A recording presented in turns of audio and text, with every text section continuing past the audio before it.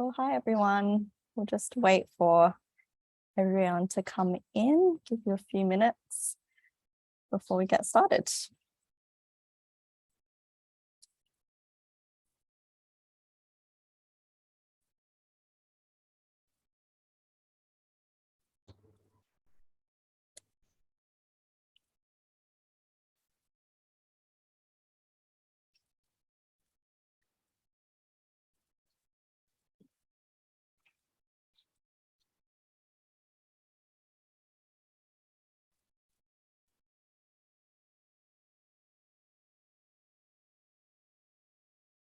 Do that. Hello. Okay.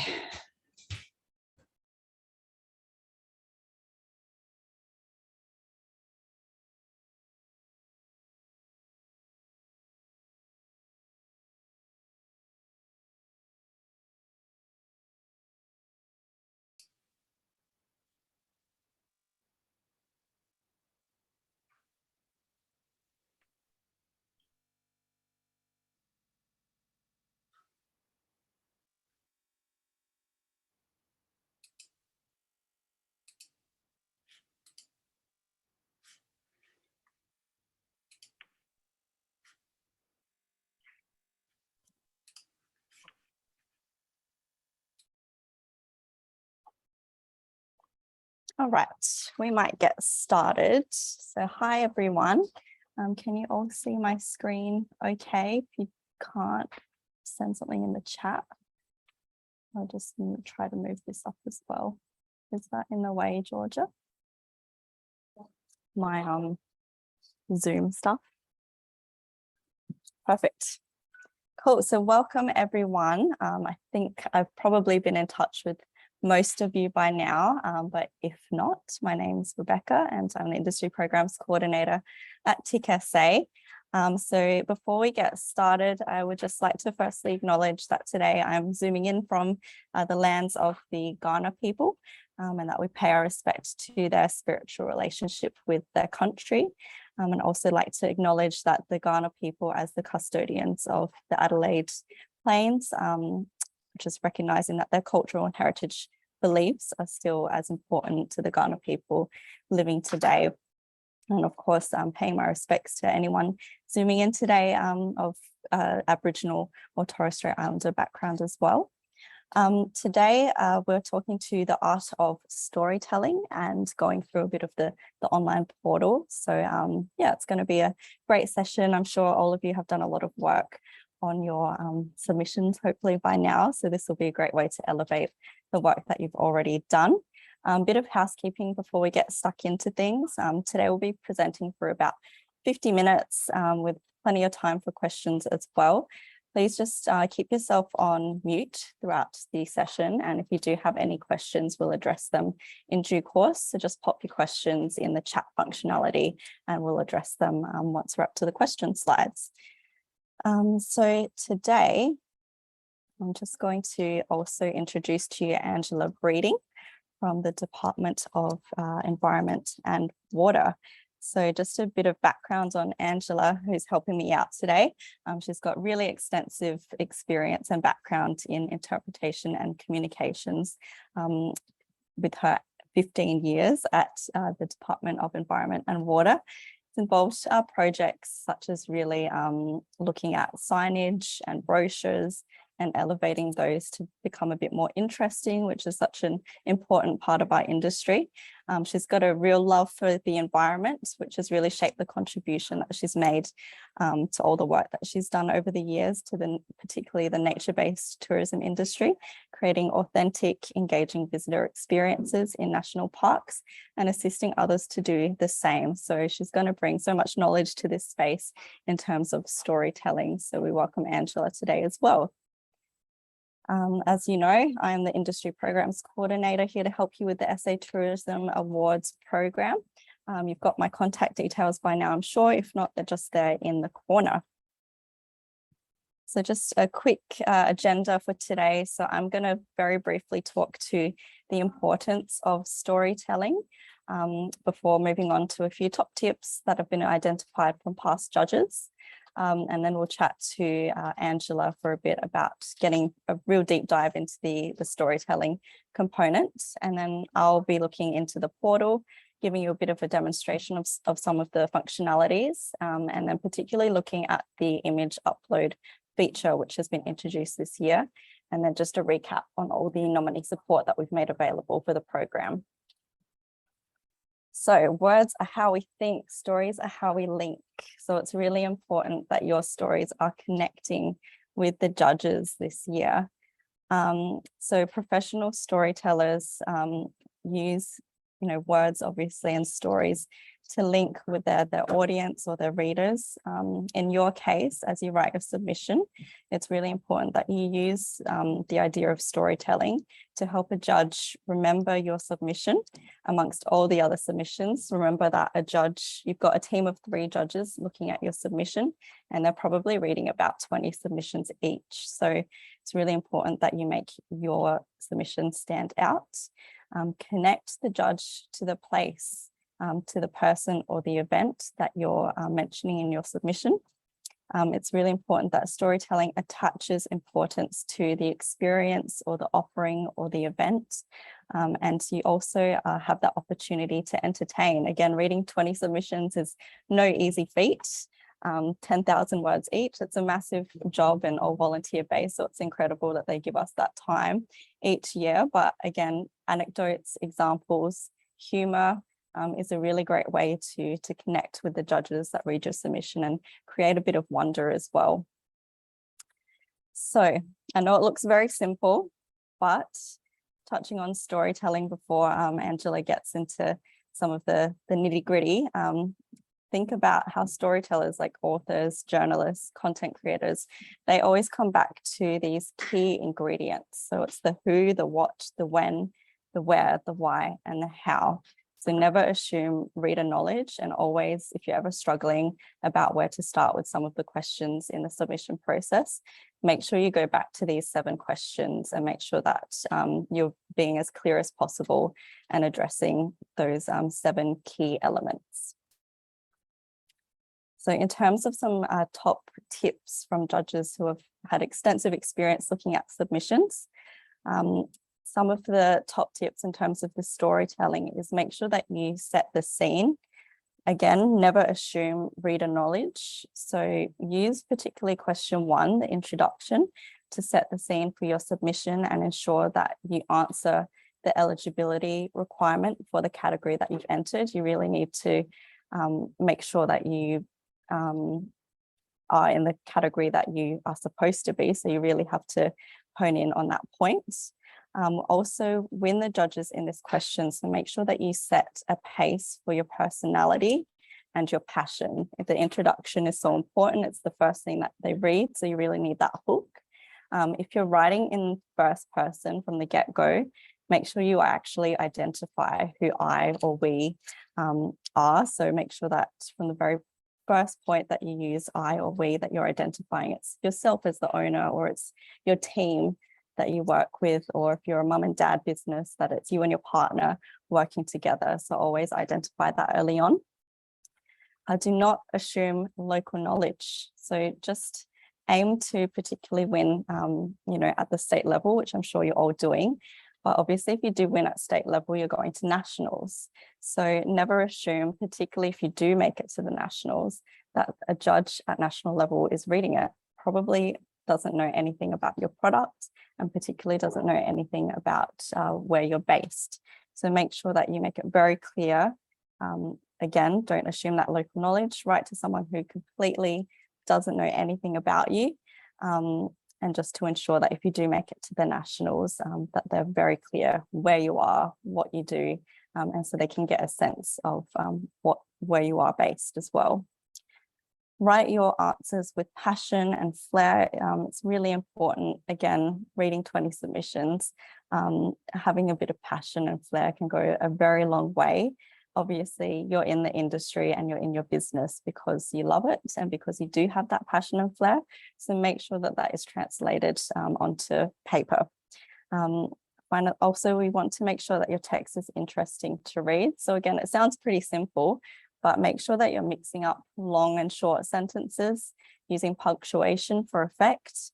And any short personal anecdotes, again, can go a long way. It's that personal connection that you're making with that judge. Any genuine examples of your uniqueness is always really excellent to include, and it just makes your submission far more interesting as well. So that kind of links up to that final example where, yeah, use examples and anecdotes. Not only does it help the judge understand the point that the entrant is trying to make, but it also helps to see your personality and the culture behind the business or the team. Does anyone have any questions so far? Oh, pretty good. Perfect. All right, well, I will hand off to Angela then. Thank you so much, Angela. Thank you, Rebecca, and thanks for inviting me to contribute today. It's really exciting. This is one of the first years I'm not on the other side entering the awards, so it's nice to have that little bit of break, and I understand the stress that the applicants are going through at the moment.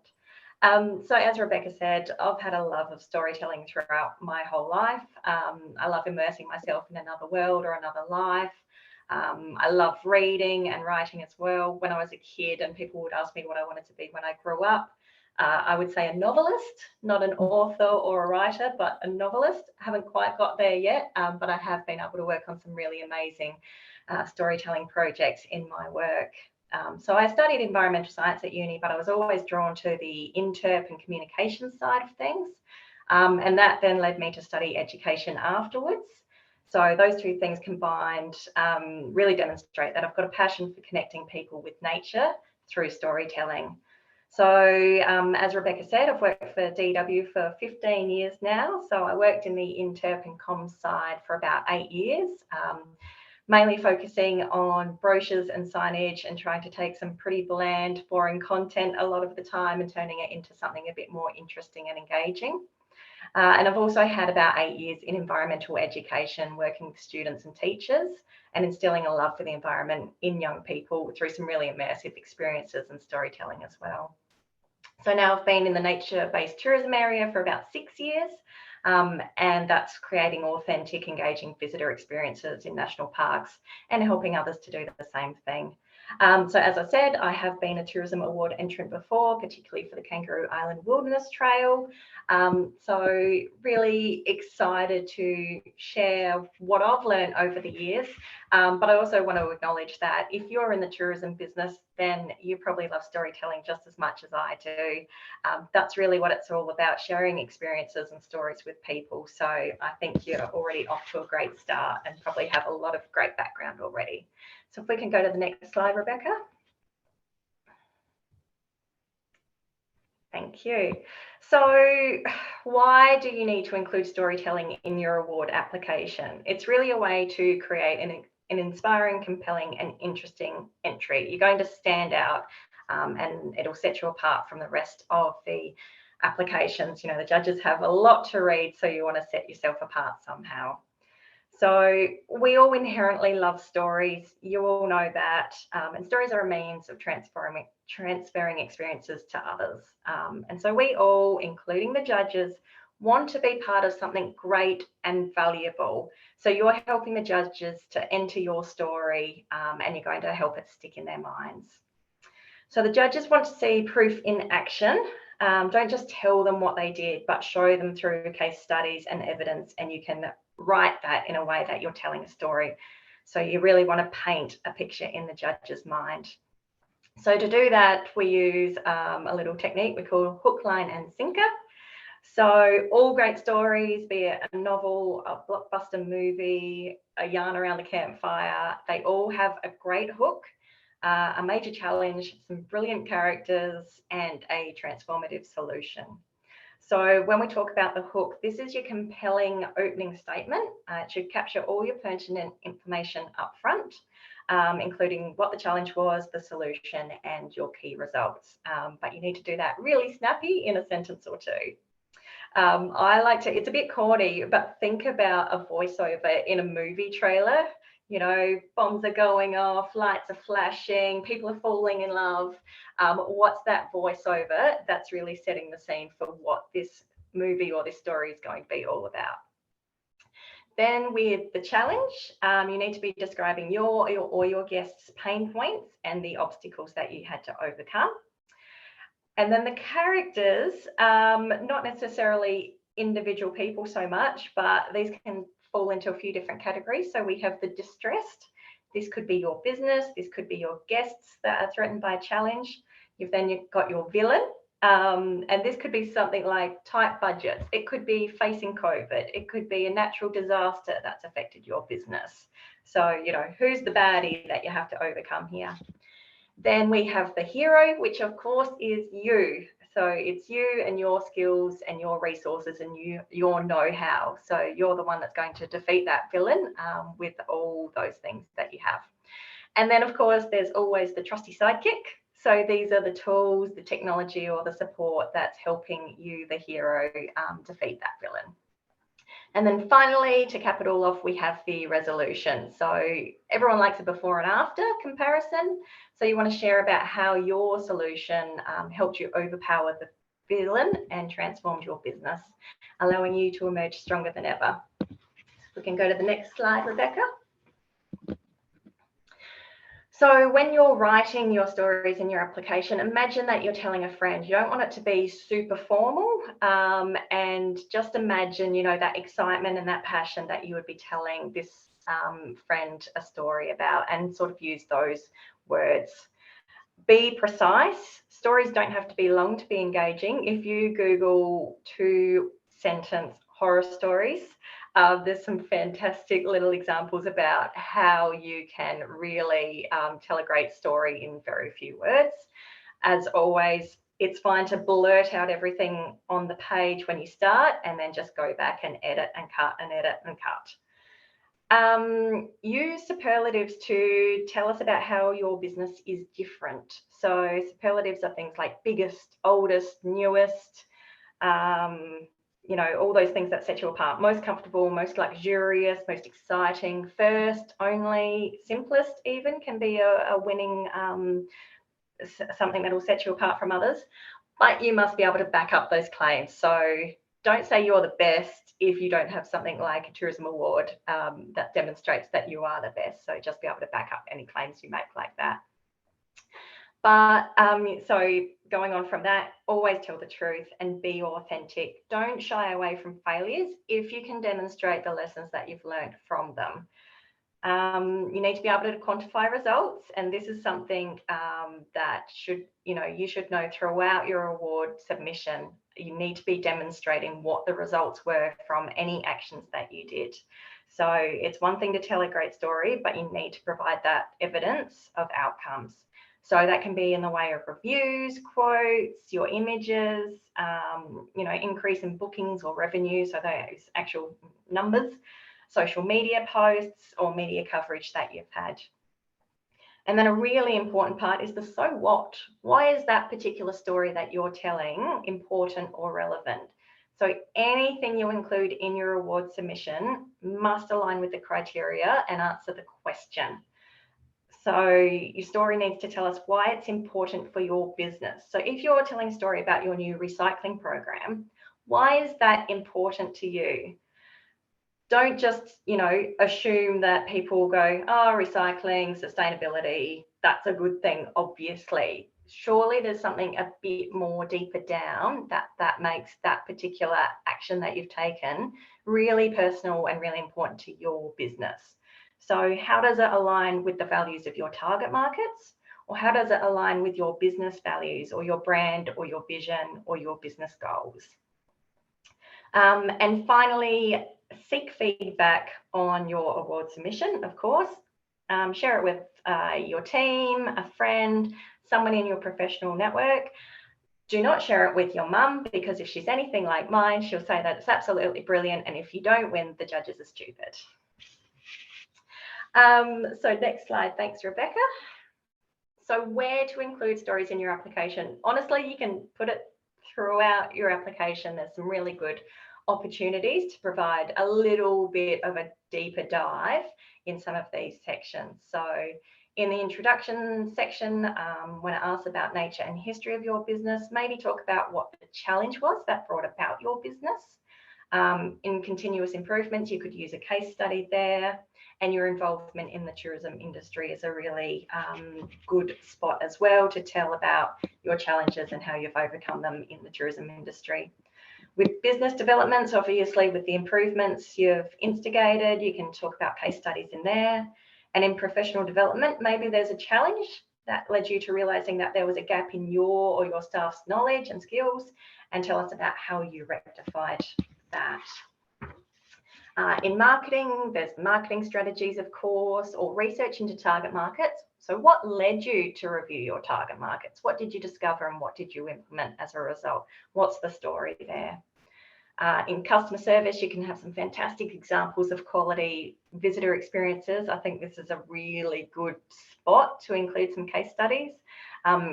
In inclusive practices as well, and your operational practices. So what scenario happened that made you improve or adapt your operational practices, and then how did you document those improvements into your operations? And then in responsible tourism, of course, implementing any new or improving, or if you're improving existing practices, why did you make those changes? What impact were you having to begin with that might have actually made you the villain? And then how did you have to overcome that on your journey to more responsible tourism? So if we go to the next slide, thanks, Rebecca. So I've come up with a little pretend story here for an award submission. So this is one that would go into the customer service section of your submission. So it was talking about a pretend station faced with flash floods, and the guests were stranded in the homestead. And so our operators, who we would have already introduced, as Rebecca said, right at the start, when we start talking about we or I, we would have already set that scene about who we are. So we, the operators, had to leap into action and help our guests out here.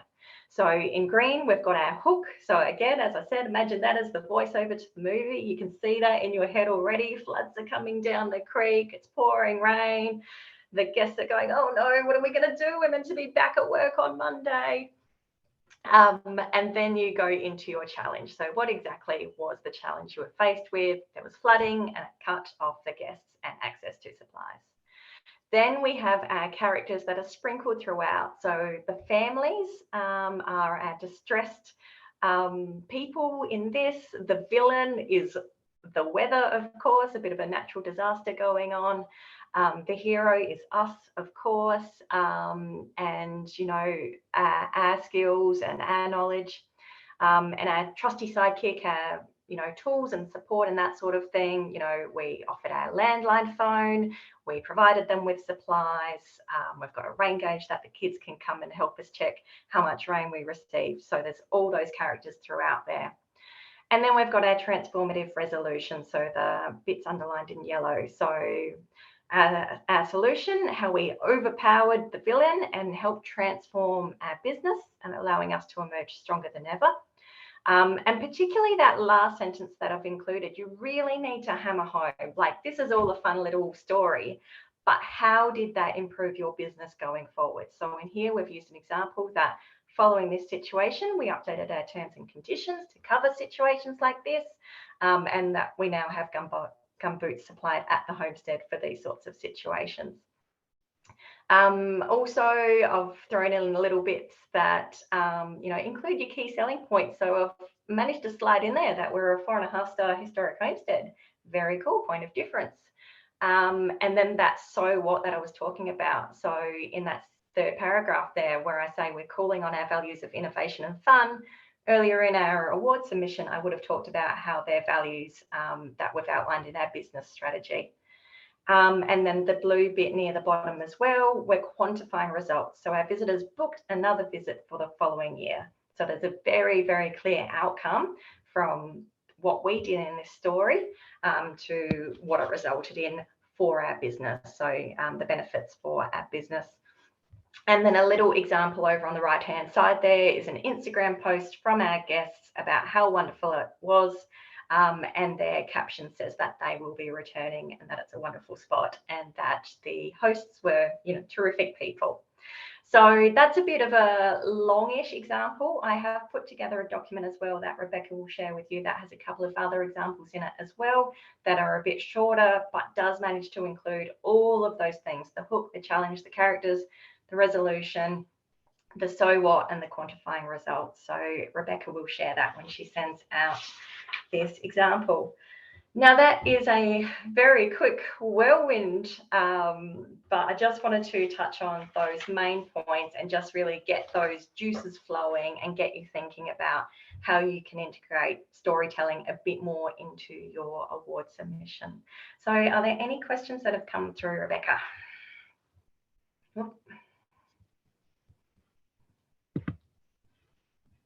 I see one. Sorry, there. yeah, we've got one here. Do you Yeah. recommend writing in the first person or third person? I particularly myself like writing in the first person because it does give that personality, that authenticity, that sense of who you are. So we did this, I did this, and it allows the judges to see you as a person rather than sort of a faceless organisation or business. There can be cases, if you are a large business, then maybe it is a bit more of that third person and the business. But I know most people are, small, medium, micro operators, and that's where it's great to bring out your personality. Cool. That was all the questions. Wow. Feel We free are to send them speeding through this, through. Rebecca. Yeah. I think everyone will get an early minute. No, but feel free to pop in any questions if something comes up in your brain, everyone. We've still got a bit of time later on as well to address those. So if anything that Angela mentioned sparked a question now or later on, we'll address it a bit later. But thank you so much. That was so informative. And really great to see a bit of an example of how you can incorporate some storytelling into your submissions. So thanks so much, Angela, for your time. Thank you. Thank you. Okay, so we'll move on now to the portal. So if you haven't already gotten stuck into the portal, I definitely recommend you do. Obviously, you made your nomination through the portal, so you all have access. However, if you haven't paid yet, then that means you don't have complete access to the portal to actually pop your submission in. So please make sure if your business hasn't paid for your nomination that you do so as soon as you can, particularly if you are planning to put in a draft submission. You won't be able to do that unless you paid. Mentioning the draft submissions, they are due on the 13th of July. So you've still got a couple of weeks to put together a draft. Obviously, it is a draft, so it doesn't have to be perfect, but as much work as possible will be given to a judge to have a look over your work so far and give you any feedback on how you can improve before the submission is due on the 10th of August. So please take up that opportunity. It's such valuable feedback that you can get. So yeah, keep writing and hopefully you'll have something by the 13th of July. Make sure if you're not accredited that you can complete your business or accommodation standards by the 27th of July. So that's just if you have a look here on that picture of the portal, business standards or accommodation standards. So if you haven't been accredited through the portal previously, those two tabs will come up. If you are accredited, then you probably already know, but that wouldn't come up for you here. So just make sure 27th of July, you've got that completed. And a reminder, I'm probably going to mention this multiple times today, but do not write your submission in the portal. So make sure that you are working from a Word document or whatever functionality you use. Just make sure you're not directly writing into the portal. While there is a save functionality, you just never know. So I personally would probably be writing in a Word document and saving it in multiple places as well. 10,000 words is a lot to lose. So do make sure that you're not writing directly into the portal. So let's step through it. I'll just get out of the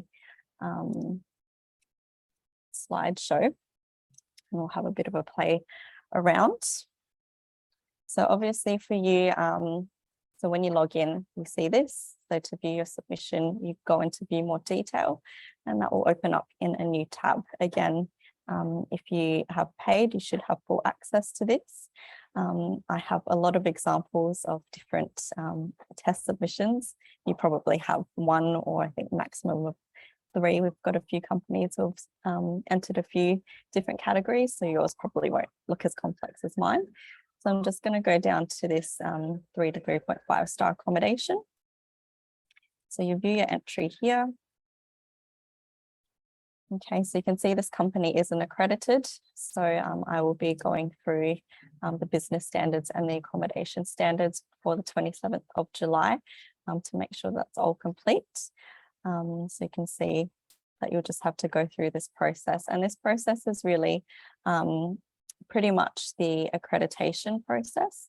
So if you do decide after the submissions and the awards that you do want to become accredited, then you've already done the work. So if you're already a member, then we can accredit you. If you're not a member, sign up to be a TIC-SA member and we'll get you accredited, which is such an excellent business development tool, going through all those fine details of your business and then getting that accreditation at the end of the process. So something to think about once you've gone through that. Now, in terms of the actual awards submission, so that will be entered here. So I'll just click on that. So you can see it's divided up into all the different components of the submission. So you've got your media and promotional and your COVID-19 impacts, but we'll start off with the introduction. So what I'm just going to talk to you about is just some of the functionalities of this. Again, working from a Word document and not just typing away in here. So firstly, up here, you've got this, which is your word count. So you can keep track of how many words you've written. Obviously, that's another feature in Word. So you probably have a good idea of how many words you've got written anyway. But the portal, I believe, doesn't allow you to submit anything over 10,000 words. So it's quite strict on what you're capped at. This functionality here is once everything's in the portal, you can export it, but it's probably not a functionality that you need to really use because again, you've got all your work saved in a Word document. Something really important that I think I should flag as well is I know in previous years people have struggled writing in these little sections, but you can actually expand it. So if you just hit this button up here, that will expand the screen for you. If you want to go even further on your keyboard, you've got the F11 button, which will make that even fuller. So that kind of covers up your whole screen. And as you write more and more, that will expand. So it will take up your whole page. So you can see as I'm pressing the enter button, that's expanding. So rather than working from that little box, you've got a whole page to work from. So I think that'll help a lot of people out. So I'm just going to quickly go into a bit of a fake submission in a Word document. So obviously, hopefully I've got a bit of Latin going on here. So obviously I didn't write it. So you can see that I've just kind of written it in a Word document, got a couple of headings. Headings are really important to use, different formatting. So I've put a table in here as well. Again, we really encourage the use of tables. So say I've already written all of this and I'm starting to enter this into the portal because I've finalized it all, I've read it, it's all good to go. So I'm going to start pasting into each section. So if I just copied that from the Word document and I'll go in and paste it. Now there's an option to keep all the formatting. So all the bold text, the italic text, any of that formatting that I've done in Word, I can keep it or I can clean it. Obviously, if you formatted it in Word, you probably want to keep it. So hit keep. So you can see that that's come through. So that's what it looks like in the portal.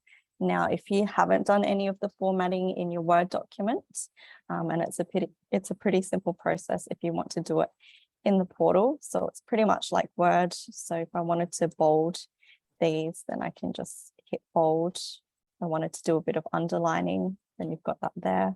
I wanted to make it italic, then I can do that as well. So it's pretty much like the Word functionalities. If I wanted to make this a bit bigger, I thought could do with a bit more size, and just need to highlight that and make that slightly bigger.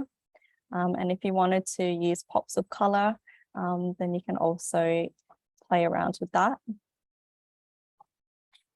and change the color of your text. And of course, if you've got a bit of a branding guideline for your business, you can always enter the hex color code to really align with your branding, which is quite nice. Again, you've got the option to, with your text, align it just like Word. You've got dot points that you can do.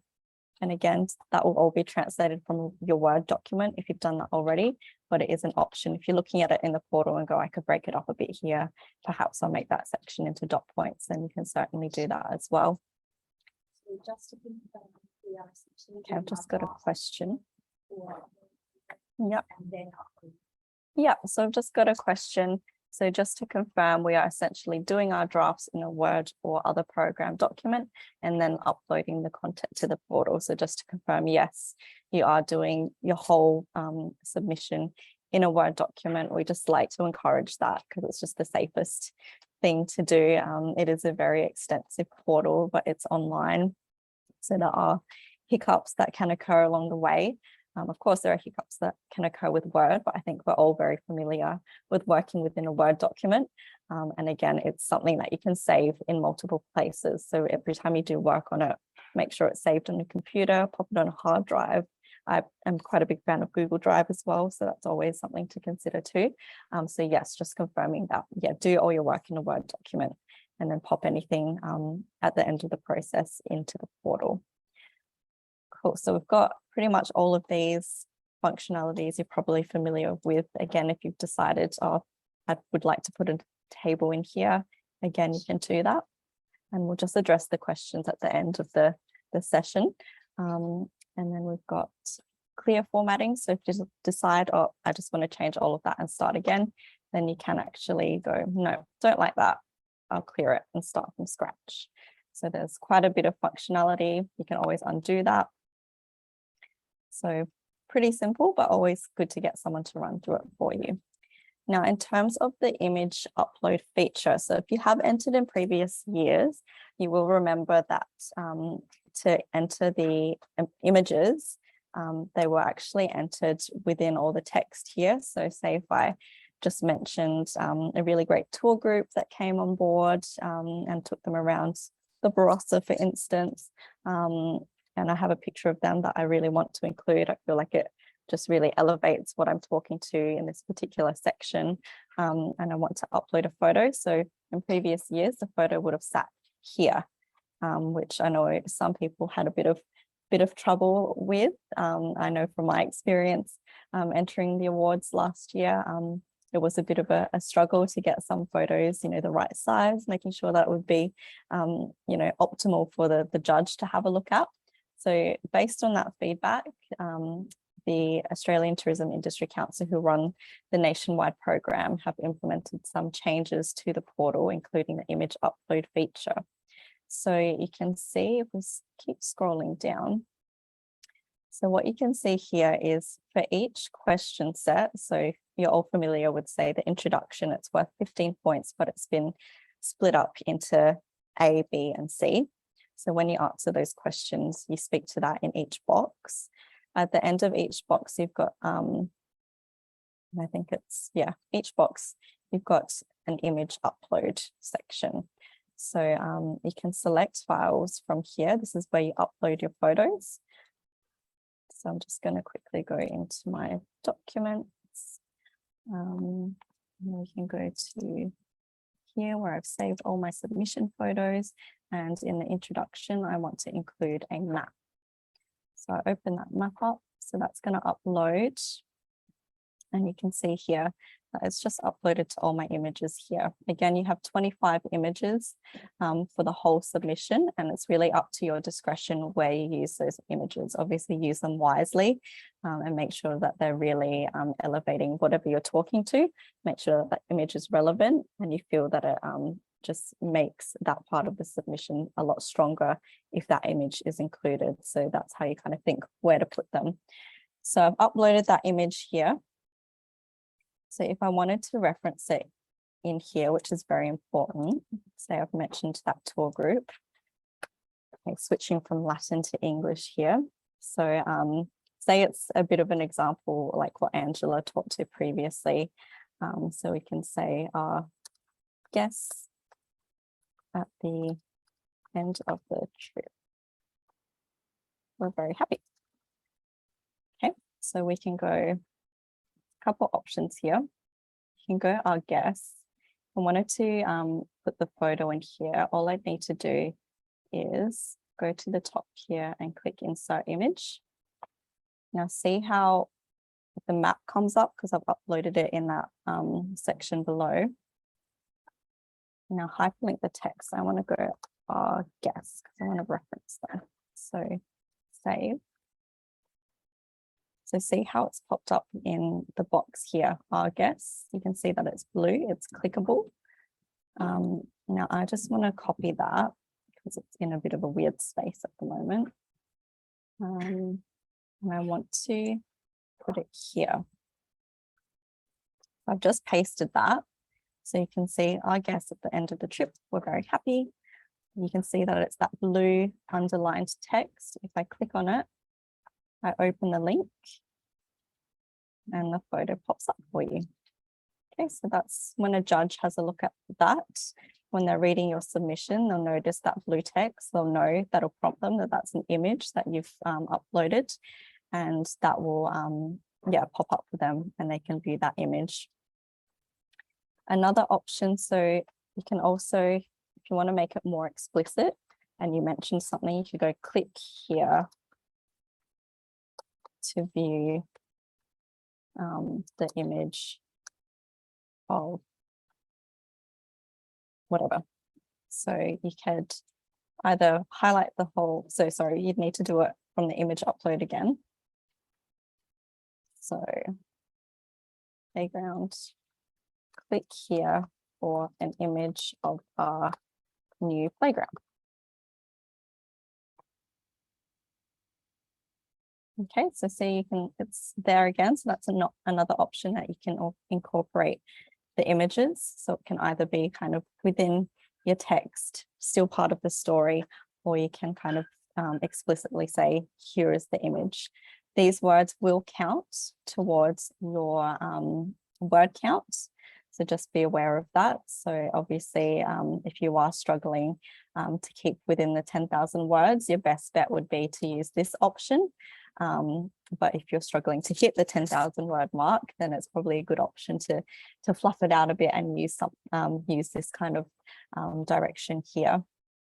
Another thing as well is the judge can see the images down here. So obviously they've read the whole section. If they just wanted a recap of all the images in that section and didn't want to scroll through all your words trying to find it, they can also view the image here. And if you wanted to further caption the images to make it even more clearer for the judges, then you can actually add a caption. So you just click this little tag picture here and add a caption. So that was a picture of the spa pool, and it was new spa installed in June 2021. So we'll go August during the qualifying period. So we'll save that. So just a bit of a caption if you feel like that's relevant. Again, with the word count, if it is 6 words or less, then those words in the caption aren't included. However, if you do stretch that caption out to any more than 6 words, they'll start to be counted within your word count. So just be conscious that they need to be short, sharp and shiny. Some nice, easy captions for you. I think that's about it for the image upload feature. I'll just pop over to any questions that we might have regarding that. So will pie bar graphs from Excel that are in the Word document come across? That's a good question. I think I have to look into that. I think you can copy pie graphs from Excel pretty well much like a Word document. So I think the functioning for that should paste into the portal okay. I perhaps would suggest, if you're working from a Word document, pasting the pie charts and the bar graphs from your Excel spreadsheet where that's all been formulated, perhaps pasting that into your Word document just to see where you would actually fit that pie graph, and then popping it into the portal afterwards, if that makes sense, just in case there's a bit of a weird crossover from Excel, but I think it should be okay.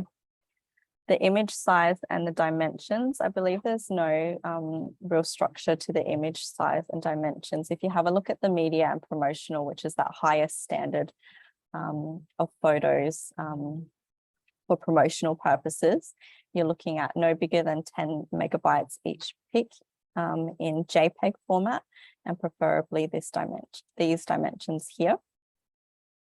Okay, so that's your very highest kind of level of images that are used for promotional purposes. I think that's always like a good general guideline for what images you should be including as well throughout the submission, understanding that not every photo you may have is up to that standard, but obviously you want to make them as high quality as possible to make sure that it's, again, easy for a judge to view. Always check as well, so you can always have a look at your photos and make sure that that is a good photo. You can see it. This is exactly how a judge would see it. If that were blurry, I would be concerned, and I try to find a higher quality image. So just make sure that that's all easy enough for a judge to view. In an earlier session, so another question, in an earlier session, it was recommended to use Canva to create graphs and then download them from Canva as an image file. So you can also do that, just pertaining to that other question previously, that if you do want to create any graphs, obviously there's the Excel version, but if you're familiar with Canva, that's always a really excellent tool to use to create any graphs and things like that. So thank you for that little tip as well. Do we have any other questions? Please confirm preferred font and size for Word doc. So there is within the words, there is, I'd probably say Arial or something pretty standard, Arial to Homer. Any of those fonts are pretty standard. Font size, I don't believe there is a preferred font size. Again, obviously making it, if you make it too small, and you can change this in the portal as well. The smallest you can go is 10. You can already see, I mean, I probably would say that's almost too small. So I'd probably be aiming for your pretty standard, like 12.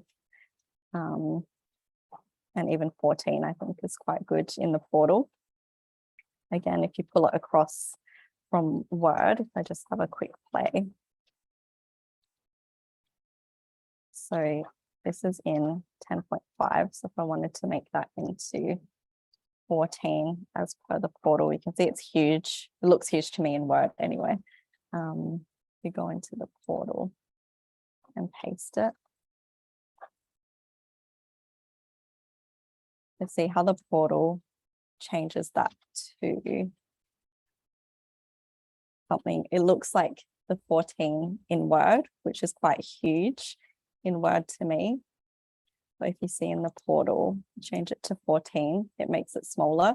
So I don't think the Word sizes actually translate very well to the portal. So you might have to do a bit of formatting around that once you paste it in. So that's why I like to go through all of these features to make sure, obviously they're different systems. So if you're pasting it from Word, it might come up a bit different in the portal. So make sure that you're across all that. Just because you paste it in here, it may have rejigged it. So just always go through it and make sure that it all looks good to you. Go back to the slides. So if there's no more questions, keep them coming. Otherwise, we'll go back to the slides and do a bit of a wrap up.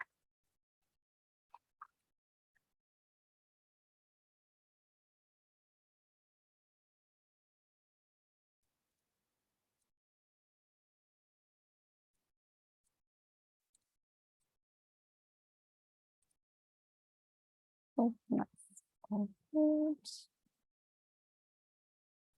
Okay, so now that we've covered the questions, I just want to quickly go over some of the support that we have provided and will continue to provide as well.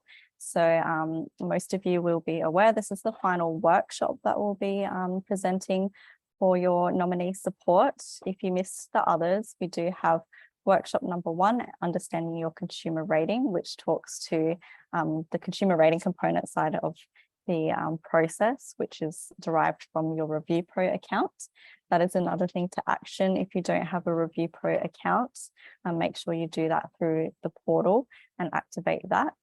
And pretty much today is the last day of the qualifying period. So all the reviews from the 1st of July last year to today will count towards your consumer rating. So that will be a telltale sign once you get into Review Pro, what your consumer rating score will be like. That recording is online. Workshop number 2, which was our very extensive how to enter workshop with 5 of our past judges, going through each section of the submission, the written submission process.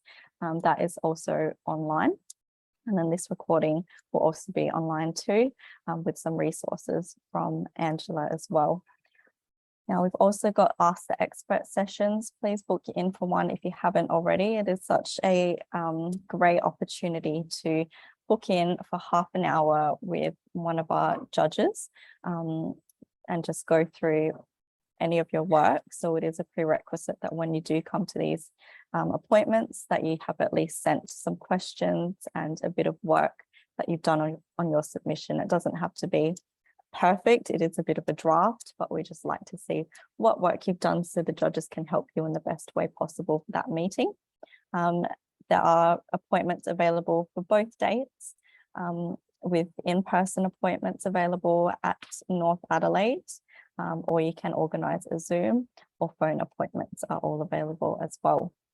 When I do share these slides with you, you can simply click on these links and that'll take you to the booking sites for both those appointment dates. We've also got one last date for view and award-winning submission, which is on Tuesday, the 19th of July. Again, half an hour appointments that you can arrange with myself just by emailing me and arranging an appointment to come in between 9 a.m. to 5 p.m. Here at the TICSA office, which is on Fury Street in Adelaide. Finally, we've also got the draft submission review. 2 weeks' time, if you have a bit of a draft in place, please upload it into the portal, which, as you saw with me, you just have to pop it into the portal like I was doing before, and then submit it. And there'll be an option once all the sections at the bottom that you would have seen are completed with any text in each box, then you can simply hit submit and that will be your draft submission sent. Within 2 weeks of putting in your draft submission, a judge will have given you feedback. So then it will give you a bit more time to implement any changes that they may suggest for you in time for the submission due date on the 10th of August. Of course, I'm always here as well to support you. So if you have any questions, email me, give me a call and I'll help out as best I can. And then of course, if you haven't accessed this yet, I definitely encourage you to have a look at the nominees kit on our website. Oops. So on our website here, you have a look. This is where you can find all your resources to help you step by step throughout the submission process. Got the entrant guidebook, the rules for the awards, your site verification visit info if you are up for a site verification for your category. The online review component, which is where a judge, before heading out to you, will look at your online presence. And then we've also got the recordings all available for you from our past sessions, the key dates, and a number of other resources as well to assist you. So it's all there on our website. Cool. Are there any further questions before we wrap up? Cool. I'll just head back to the slides. Now, before we finish up, we've got some questions, so I'll make sure I try to address them. Okay, so our draft's due by Wednesday the 13th at 5 p.m. We can do midnight, that's fine. So we'll give you a bit of time after work as well if you need to finalize stuff. So can confirm Wednesday, 13th of July for the draft submissions. If you want to pop them in by midnight at the latest that time, but hopefully you're not working on your submission at midnight. Does the Review Pro score come across automatically to the portal, or is there something that we need to do? So once you have a Review Pro account, it should come across to the portal automatically. If you're not seeing that come through, just let me know and I can flag that with the website developers and action that and make sure that it is coming through. Sometimes for some reason it doesn't automatically pull through. But yeah, I can definitely look into that if you're not seeing your score.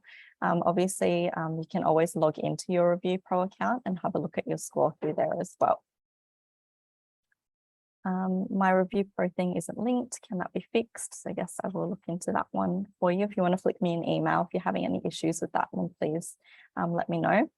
COVID question, 200 word max, any confirmation? I haven't received confirmation yet. I'll flag that again for you, Mariska. The COVID question, if you go into the portal, you'll notice that it's specified that dot points are best for answering that question. It's worth 0 points, but it's a really good way for you to highlight how you've been impacted by COVID.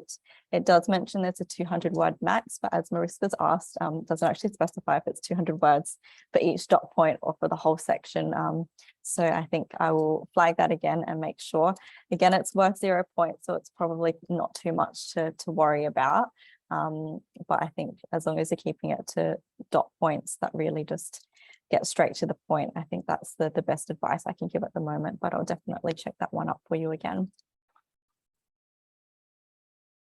Okay, and another question, I've answered the COVID questions in 3 parts. If there is a change, it would be good to know. Yes, I'll let you know if there's any change. Perfect. If there are no more questions, we'll leave it at that. So thank you very much, everyone, for joining us. I hope you found that informative. Thank you so much, Angela, as well, again, for joining us today to talk through storytelling. And I hope you found her information as informative as I found it. And hopefully that portal demonstration gave you a bit more insight in how you finalize your submission and get those images locked in. Again, I'm here for through email or phone, just here, got my contact details. So please give me a buzz, send me an email, and we can work through this together. And just want to wish you all the best of luck. I know just being here is great to log into this meeting is a really great step in the right direction. I know you're all working really hard and know it's really tough out there at the moment. So to even enter the awards this year is a big feat. So well done. I know you've got this. So again, if you have any questions, let me know, and hope you have a great day. Thank you so much, everyone.